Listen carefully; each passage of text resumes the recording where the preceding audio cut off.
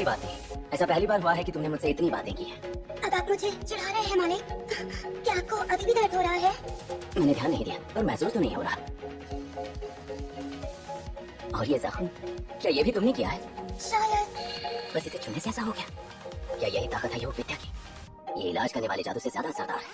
क्या बात है, बहुत बहुत शुक्रिया नेफी। क्या बात है? कुछ खास नहीं, बस आज पहली बार आपने मुझे शुक्रिया कहा। तो मतलब इतने दिनों से मैंने इसके काम के बदले इसे थैंक यू तक नहीं कहा। देखो मुझे माफ कर दो। कोई बात नहीं, कुछ भी हो, रहेंगे तो आप मेरे ही।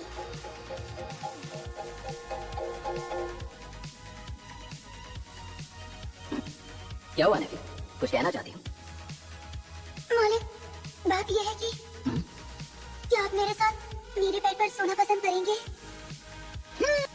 क्या कहा? तुम्हारे साथ सोना? मैं एक लड़का और नेफी एक लड़की, इसका मतलब क्या वो ये कहना चाहती है कि नेफी, तुम्हें जरा भी अंदाजा है कि तुम आखिर क्या कह रही हो? जी, इसके लिए मैं सिर्फ एक ही बेड है, इसीलिए मैं। क्या कहा? जब से मैं यहाँ आई हूँ मैंने आपको सिर्फ कुर्सी पर ही सोते हुए देखा है। मुझे लगता है अगर आप बेड पर सोएंगे तो आपको ज्यादा आराम मिलेगा, और इसीलिए मैंने आपसे पूछा। तो इसका मतलब ये किसी तरह का शारीरिक संबंध नहीं बनाना चाहती, ये तो बस मुझे आराम करते हुए देखना चाहती है। कितनी भोली है ये। देखो नेफी, तुमने मेरे बारे में सोचा उसके लिए शुक्रिया, लेकिन सुरक्षा के हिसाब से इस जगह बेहद जरूरी है। अगर कुछ भी होता है तो ये जरूरी है कि मैं इसी कमरे में रहूं। मुझे लगा ही था कि आप ऐसा ही कुछ कहेंगे, इसलिए आप चाहे तो मेरी गोद में भी सो सकते हैं। इसने कहा मैं सो जाऊं, वो भी इसकी गोद में।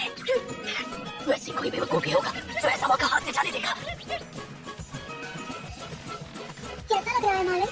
अब ठीक है, शर्म और आराम दोनों एहसास एक साथ महसूस हो रहे हैं। अब आप सोच ही सकते हैं मैं क्या महसूस कर रहा हूँ। एक बात बताओ, तुम्हें ये ख्याल आया कैसे? आपने कहा था मेरी योग विद्या सीखने के बाद भी मैं यहाँ रह सकती हूँ, और इसीलिए मैं आपसे शुक्रिया कहना चाहती थी। शुक्रिया कहने की कोई जरूरत नहीं है, तुम अपना काम बखूबी निभा रही हो। जी। नेफी, क्या तुम जादू सच में सीखना चाहती हो? क्या मैं सीख सकती हूँ? जो कुछ मैंने आज देखा उससे लगता है कि योग विद्या पर तुम्हारा काबू नहीं है। स्कॉलर के होते हुए भी तुमने जिस अंदरूनी शक्ति का नजारा पेश किया उससे मुझे नहीं लगता कि जादूगरी सीखने से तुम्हें योग विद्या को समझने में कोई मदद मिलेगी, पर इसका इस्तेमाल तुम बचाव के लिए तो कर ही सकती हो। क्या सच में मैं ऐसा कर पाऊंगी? मुझे यकीन है तुम अपना बचाव मुझसे कहीं ज्यादा बेहतर तरीके से कर पाओगी। क्या इस तरह से मैं आपके किसी काम आ पाऊंगी मालिक?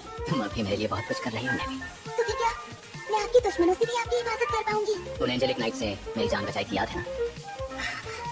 ऐसा है तो मैं सीखूंगी और आपकी मदद करके आपकी हिफाजत भी करूंगी। अगर ये काम ये खुद के लिए करती तो मुझे ज्यादा खुशी होती, पर तब तो नेफी आज से तुम मेरी स्टूडेंट हो। जी। एक स्टूडेंट? सोचा नहीं था कि मेरी भी कभी एक स्टूडेंट होगी, और ये भी नहीं कि मैं कभी अपनी जादुई विद्या किसी और को सिखाऊंगा। मालिक, आप सो गए क्या? आपको वो कहानी याद है जो आपने मुझे सुनाई थी? सुनकर लगा जैसे ताकतवर होने का मतलब है कमजोर लोगों के एहसासों को ना समझना। तो क्या कमजोर लोगों को जीने का कोई हक नहीं है? तुम्हें लगता है अपनी शक्तियों का दिखावा करके तुम महान बन जाओगे? हाँ, शायद ऐसा कुछ कहा तो था मैंने। आपने वो बात इस तरह से कही जैसे वो कोई बड़ी बात ना हो, पर मुझे लगता है आपके लिए मुश्किल रहा होगा। तुम्हें ऐसा क्यों लगता है?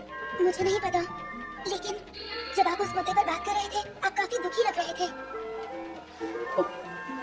मैं जानती हूँ कि आप बुरे इंसान नहीं है मालिक, भले ही आप ज्यादा बात ना करें, लेकिन मैं ये कभी नहीं भूलूंगी कि आपने मेरे साथ कितना अच्छा बर्ताव किया है। ओह अच्छा। जी। तुम्हारी गोद में सोकर काफी सुकून मिल रहा है। अगर हम ऐसे और भी पल साथ बिताएंगे तो मुझे बहुत खुशी होगी। ओहो, ये कैसे हो गया भाई?